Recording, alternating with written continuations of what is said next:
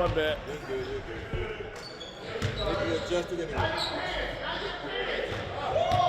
So as far as when you look at just these last 3 games, what do you feel like have been key or keys when you guys winning these last 3? Thought we moved the ball well. Thought we rotated on defense well, had each other's back, and just thought we played with some more pop, a little bit of passion, played hard, so those things. Coach was saying that, well, first when he said he told Kevin you played 44 minutes, he was like, dang. I don't think he had any idea you played that many minutes. But Coach was saying how he feels like you play with a certain pace and that you don't waste energy thinking, like mentally, like that doesn't wear on you. So he thinks that's part of the reason why you're able to play that many minutes. So I'm saying all that to ask you, were you tired at any point playing the 44 minutes? There's a couple times I was tired. I think I came out for like a minute and a half and I was good to go. And then came out one more time in the second half for like a minute and I was good. So, I mean, there's free throws and stuff, times catch my breath, but yeah, I don't know. I feel like when you get lost in the game, you don't think about how you're feeling as much. So just trying to go out there and compete and win and not think about myself, and that helps. Did you realize you had played that many minutes after the game was over? I knew I was probably up there because I played the whole first quarter and then like 5 minutes into the second quarter and then went back again to finish the half. So I was like, yeah, it's probably a good 20 right there. So, yeah. Obviously, there's been a lot of talk about switching on defense lately, and a couple of guys have been saying you guys have been adding players to it. What does that kind of look like at this point of the season? Yeah, I think you guys just have to wait and see. I mean, adding little stuff, game plan, adjustments just for personnel, what teams are running against us, different actions. But I think the concept is just having each other's back, really. Trying to keep the ball in front and then having that second layer of defense just in case behind. So we've done a good job the last couple of games of it. You mentioned Tyus as someone that you're walking through reads with you and that sort of thing. How often are you guys kind of having those conversations? Yeah, me and Tyus talk all the time. Sometimes he tells me not to talk to him anymore. He says I ask too many questions, but no, he's always looking out for me, always telling me anything that comes to his mind that he thinks would help me, he tells me. So I feel like we do a good job, especially in the games, communicating at a high level. I couldn't hear exactly what Dwayne asked you.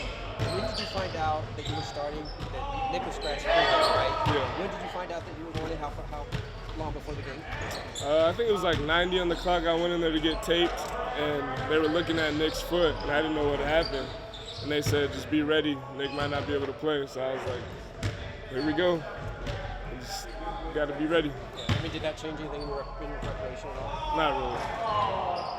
Also, from game 1 to game 71, where do you think you've grown the most in terms of the mental side? I think I've done a good job staying ready all year, but I think this last couple months has been really beneficial.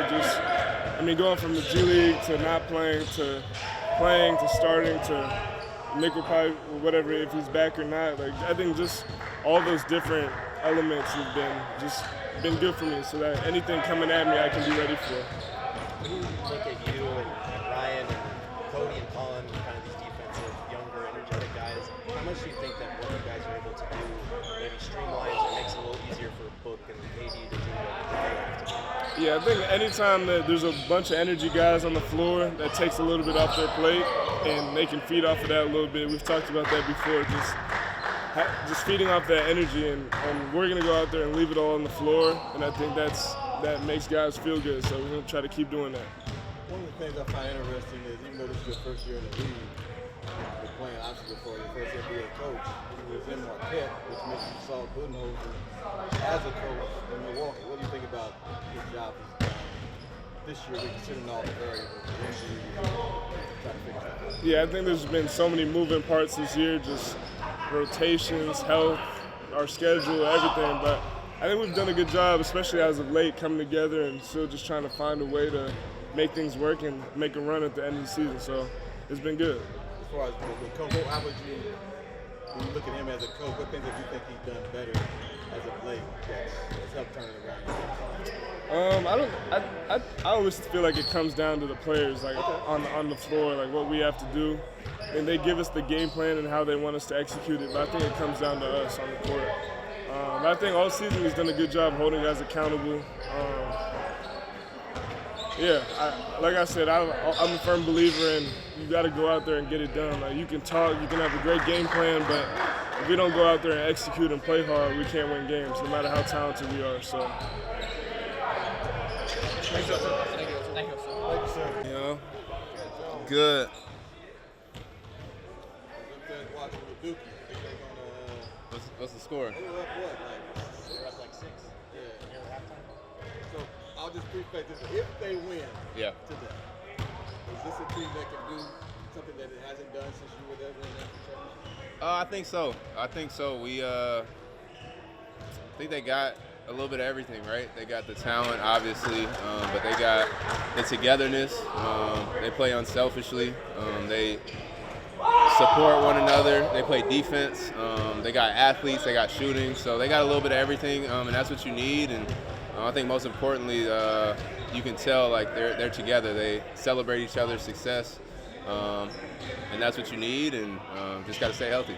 Did you think that Snyder would become this kind of coach when he got the job? You see this for him as far as doing all the things that Duke has always been, that the style of play, togetherness, and all that stuff?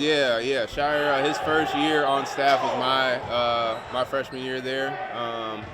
But yeah, I was extremely confident in him. Just his attention to detail, his IQ of the game. He's super smart. So I knew the coaching transition for him would be seamless, and he's doing a great job. And I hope he gets his first one as a head coach this year for sure. The other thing I had was just what do you feel like you guys have done these last 3 games that led to the win streak? Activity. I think everyone sees the activity on defense.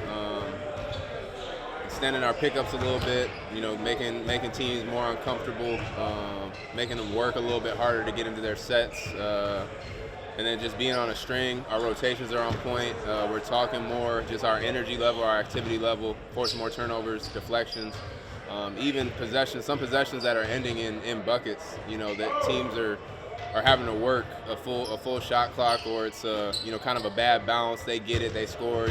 You can live with those possessions just because we're confident that they're going to kind of fall or turn our way more often than not. And then that's leading to getting out in transition offensively. And then offensively as well, just the ball is moving around. We're playing off of each other extremely well. We're playing unselfish.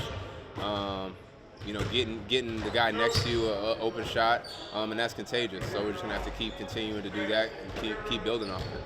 Does it feel different? Feel different out there? Yeah, for sure. Especially winning games automatically. You feel a little better. It gives you a little life. But just how we're playing, the style of basketball we're playing is completely different, and it's a good feeling. And we need that right now. It's the time we got to play our best ball. So again, we're going to try to continue to build off of it and keep improving, keep getting better. Make it feel like you guys are finding something. This stretch coming up. Stretch here at the end? Yeah, for sure. It's the most important time of the year for us. Each and every game is significant, and so this is the time you want to be playing your best ball, regardless of record, but especially in our situation, we got to be playing our best ball right now.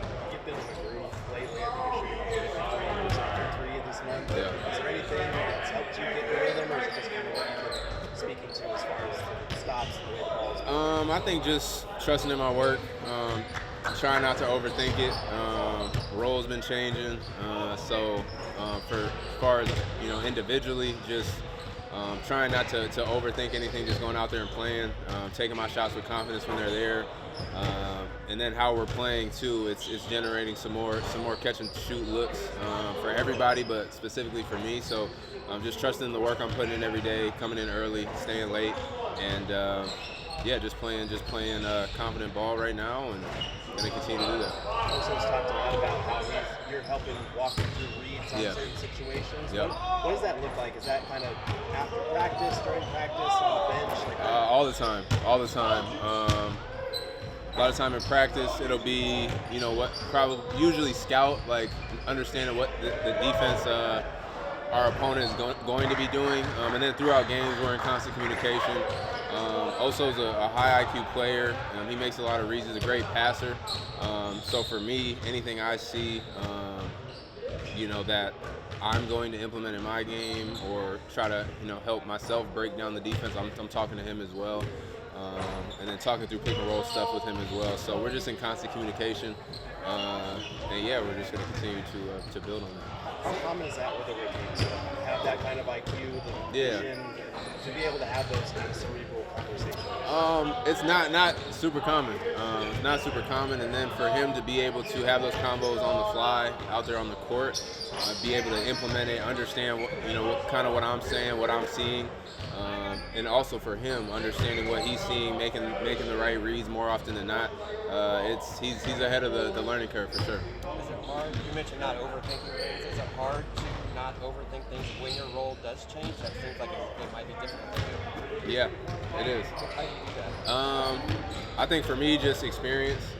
Having been in the league 10 years now, kind of seen it all, kind of been in each and every different role.